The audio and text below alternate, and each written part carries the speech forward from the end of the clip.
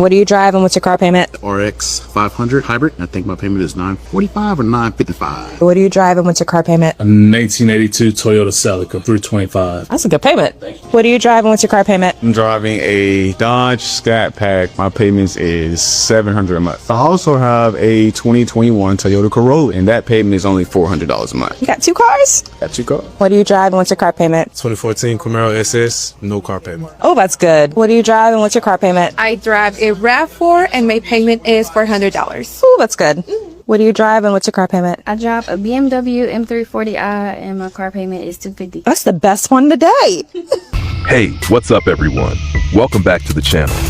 Today we're diving into something that affects a lot of people, car notes. Those monthly payments most of us are stuck with when we finance a car. And specifically, why paying $700 or more every single month for a car is usually a really bad idea. If you've ever looked at your bank account after paying your car note and thought, man, this doesn't feel right, you're not crazy. By the end of this video, you'll understand why that $700 plus payment is hurting your financial health and what smarter moves you can make instead. Section 1. I have no idea how some people are surviving in this economy. Yesterday, I had a lady come in who was looking to trade out of her cash car and into a Hyundai Tucson. She told me that she needed every single option in the car, so that means she has to be in a Tucson Limited. I pull up a Tucson Limited, she takes it for a test drive, she absolutely loves it. Next step from here is just an information application so I can get her approved. She goes on to tell me that her total monthly income is $1,700. And yes, I did not stutter, $1,700. Keep in mind, she came into the dealership with 2 kids. She might have more kids than that. Now, I will never knock somebody based off of their income because it's none of my business whatsoever, but all I could do is salute her. I have no idea how she's able to survive off of $1,700 a month with 2 kids and all the other bills that she has to handle. Nevertheless, I got her approved. Her payment came out to $508 on the car that she wanted, but I told her there was other cheaper options that were less loaded that would save her money monthly. She said she didn't want those. Now, given that she had her cash car for 10 years, she forgot that she needed full coverage on the new car. She ended up just using the quote finder in my bio. She secured insurance for like $200 a month. So $200 a month for car insurance plus $508 for the actual car note. We're at $708 a month. That's a little bit less than half of her total monthly income. God bless her. 1. Breaking down the car note. So first, let's define it clearly. A car note is simply your monthly car payment. It's what you owe the bank or finance company every month until the car is fully paid off. Sounds simple, right?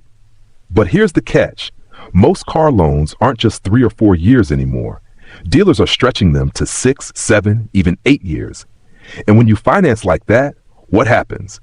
That shiny new $40,000 car suddenly turns into a $700 plus monthly payment that you'll be making for what feels like forever. A car payment is literally the #1 wealth killer, and it shows. My son bought his dream car at 21, a Chrysler 300. And I bought my first dream car, I think at 40, which was a Lexus ES 350. And his car payment at the time was about $600. And my car payment at the time was $537. I want to repeat that. I was making 6 times more than my son made. And his car payment was $70 more per month than I was paying. He also couldn't contribute to his 401k. He also couldn't contribute to the employee stock purchase program. Why? Because the bulk of his net income was dedicated to a depreciating asset. Listen, there is nothing wrong with having your dream car, but it should not hinder you from preparing yourself for financial independence in the long term. I drive my dream car now, right? In 22, I bought a Cadillac Escalade, and guess what? Just like my boy Quay is saying, it becomes just your new normal. It's just a car that I get in. If I had to do both of those things over again, I would have kept my Malibu that I was paying $237 for, paid it off, and I wouldn't have any car payments, and all that money would be able to go to investing. Sometimes it's not God that doesn't provide. It's us that don't properly allocate. Section 2. The $700 plus payment problem. Let's talk about why $700 or more is just too much. 1. The real math, $700 a month equals $8,400 a year. Over a 6-year loan, that's over $50,000. For many people, that's literally the price of a house down payment. And remember, this doesn't include insurance, gas, oil changes, tires, or repairs. Add those in, and you're easily over $1,000 a month just for transportation. 2. Depreciation is a beast. Cars lose value fast. A brand new car loses about 10 to 15% the moment you drive it off the lot, and around 50 to 60% within 5 years. Imagine paying $700 a month for a car that's worth half as much by the time you're halfway through paying it off. You're upside down before you even realize it. 3. Strain on budget. Financial experts say your car payment should be 10% or less of your monthly take-home pay. So if you bring home $4,500 after taxes, your car note should not be more than $450. Yet people with that same income are paying $700, $800, even $1,200 a month. That's like throwing your budget into a shredder. 4. What that money could do instead. Let's flip the script. If you invested $700 a month into an index fund averaging 8% return, in just 10 years, you'd have over $120,000. In 20 years, nearly $400,000. Instead, you're handing that wealth to a dealership or bank for a car that's losing value. Most first-time buyers buy a car in that $20,000 range, so let me show you guys what payments look like. Just to give you guys an idea of what $20,000 can get you, these pre-owned Tucsons that are 2022s hover around that $20,000 mark. Same thing with the new body style Elantras. I got this red one, I also got this black one right over here.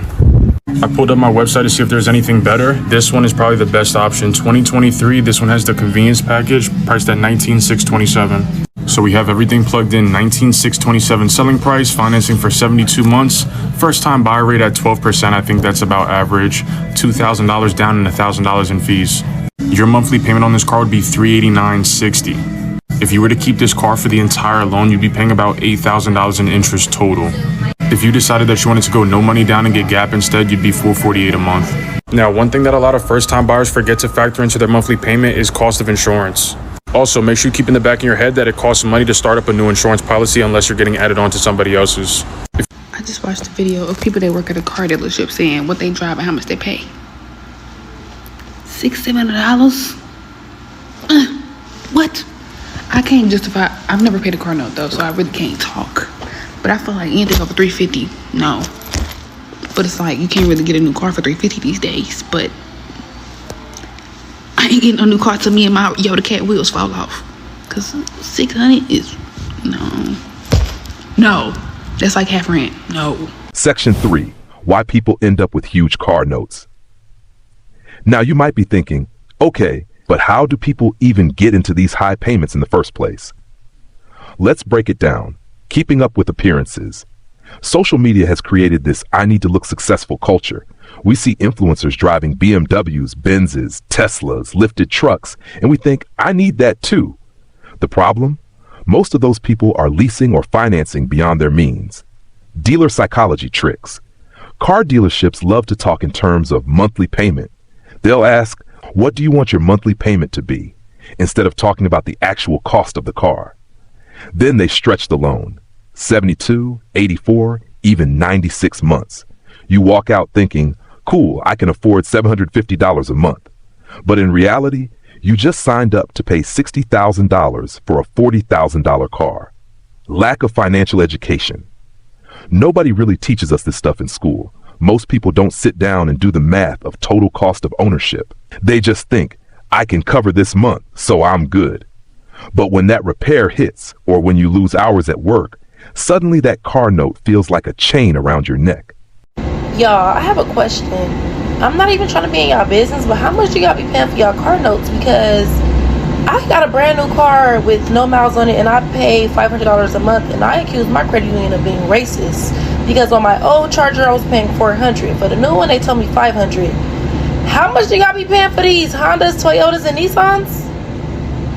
Like, really tell me, because I heard them say that their car note was $800. Buying a brand new car is the biggest mistake you can make in your 20s. This is not a car dealership. It is a scam dealership. But back when I was working at Lowe's, I had a friend that was 18 years old with a $500 per month car payment. Like, he literally trapped himself into a job because of the stupid car. You do not want to have a car loan this young. Instead, I want you to go buy a car cash like I did. This was my $3,000 car. And look, it was ugly, but like, bro, I would rather have like no car payment and be able to save my money than get slaved away at Lowe's. And trust me, I did. It was not fun. Go on Facebook Marketplace and look for little Civics or like this Honda Prelude for $3,500. You spend $3,500 once, you don't have a car payment, and you have a cool car that you actually own. Now, when you're grinding the hours at work, at least you can put that money and start a business and not be wasting it on expenses. Then when you graduate a car or you have a strong business, you go and sell that car you had and get a down payment on a like Porsche. I don't know. Buy the dream car because then you have the money. Keep your expenses low in your 20s and do not get yourself into the rat race. Section 4, the range of car notes, where people stand. Let's put this into perspective with some ranges. $300 to $400 a month. This is typically a used, reliable car. You're probably driving something a few years old, still solid, but not flashy. Honestly, this is where most people should aim. $500 to $600 a month. This might get you a newer used car or a brand new compact, still manageable if your income supports it. $700 to $900 a month. This is where people start getting into luxury brands or oversized trucks. Looks cool, but it's stretching most budgets. $1,000 plus a month. Yes, people are actually paying this. Usually for luxury SUVs, sports cars, or trucks. Unless you're making six figures, this is financial suicide. Knowing these ranges can help you decide where you fit and whether you're overdoing it. And I don't know, I just feel like a $500 plus car note is absurd. But also walking, not having a car and not having transportation is even more absurd. So like, what do we do in this economy? Because you need a car, there's no way around it. Everybody can't go to a car place or dealership and just drop down cash. And I'm not even sure that's something that you should or would need to do. How much are y'all paying for these car notes? Like, how much are y'all spending on car notes plus car insurance? Because it's honestly getting even more ridiculous, but I low-key can't even be mad at people for paying that much money, because what do? You need a vehicle. People who don't have a car will tell you just how annoying and how hard it is not having transportation, not having a vehicle that you can just count on to have 24/7, or even having a reliable vehicle. Having a vehicle that's not reliable, that's always breaking down and causing you problems, is just as worse as not having a vehicle. So what do you do if you need reliable transportation? Section 5, real world example. Let me give you an example. I know a guy, let's call him Mike. Mike makes about $60,000 a year after taxes. He decided he wanted a brand new truck, so he financed it. His payment? Around $850 a month. Add in his $200 insurance, $200 gas plus maintenance. He's easily spending $1,300 a month just to drive. That's more than his rent. No joke. He's literally paying more to sit in his truck than to live in his apartment. And now he feels trapped. He can't sell the truck because he owes more on it than it's worth. That's what we call being upside down on a loan. Now imagine if Mike had gone for a $400 payment instead. That extra $450 a month could have gone toward investments, savings, or even starting a side hustle. Instead, it's going straight into a depreciating truck. I don't know why the bank would ever give this approval out. Yesterday I had a customer who pulled in and he saw a Dodge Charger that he liked. Now I noticed that the car he came in was a Dodge Charger, an older body style. I asked him if he was trading that car and he said no. So then I go ahead and ask him why. Like, why wouldn't you be replacing that car? He says he knows he can't trade it. He has too much negative equity. The car had 120,000 miles on it. He paid $20,000 at CarMax for an $11,000 car. CarMax destroyed him. Anyways, I pulled the keys to the newer one. It was a 2022 SXT. Yes, it's a base model. Test drove it. He absolutely loved the car. Next step was the credit app, so he jumped right into it. As he's filling out his credit app, I noticed that he puts $2,100 down as his monthly income. Now, I don't care what you make. That's none of my business. But nevertheless, I'm trying to think, how will his income support 2 auto loans? End up submitting everything over to the bank, and we get something crazy back. Bank gives us an approval at 30% interest, and he needs $3,200 down to drive off with the car. Now, not only was I surprised that the bank gave him the loan, but they gave him a second auto loan with his income. So let's break it down. His current car was $400 a month. They approved him at a $700 a month payment. After tax, $2,100 is probably like $1,800. I don't even know why they gave him that loan. That just goes to show, guys, it does not matter your situation. If you want to go get a car, go get a car. Section 6, smarter alternatives. So what should you do instead? Let's talk smarter moves. 1. Follow the 15% rule. Keep your total car expenses, note insurance and gas, under 15% of your monthly take-home pay. That way, your car doesn't suffocate your budget. 2. Buy slightly used cars that are 2 to 3 years old are the sweet spot.